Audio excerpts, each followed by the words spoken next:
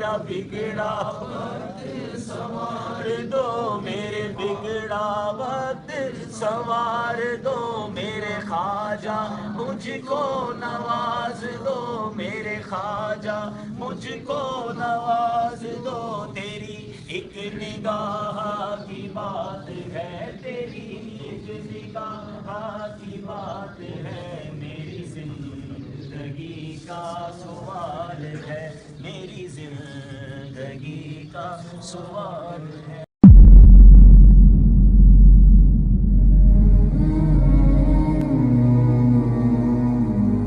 اللہ اس گناہ کو نہیں بخشے گا کہ کسی کو اس کا شریک بنایا جائے، اور اس کے سوا اور گناہ جس کو چاہے معاف کر دے، اور جس نے اللہ کا شریک مقرر کیا اس نے بڑا بہتان باندھا۔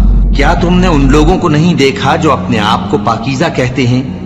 نہیں، بلکہ اللہ ہی جس کو چاہتا ہے پاکیزہ کرتا ہے، اور ان پر دھاگے برابر بھی ظلم نہیں ہوگا۔ دیکھو یہ اللہ پر کیسا جھوٹ طوفان باندھتے ہیں، اور یہی کھلا گناہ کافی ہے۔ کہو کہ بھلا تم نے ان چیزوں کو دیکھا ہے جن کو تم اللہ کے سوا پکارتے ہو؟ ذرا مجھے بھی تو دکھاؤ کہ انہوں نے زمین میں سے کون سی چیز پیدا کی ہے، یا آسمانوں میں ان کی کوئی شرکت ہے؟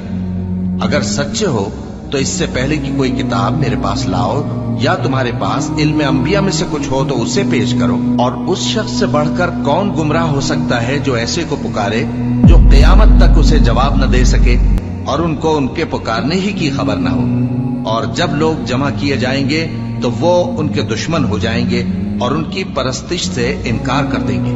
مسلمانوں میں رائی جبرسی کرتے ہیں، 40واں کرتے ہیں، 10واں کرتے ہیں تو 20واں کرتے ہیں۔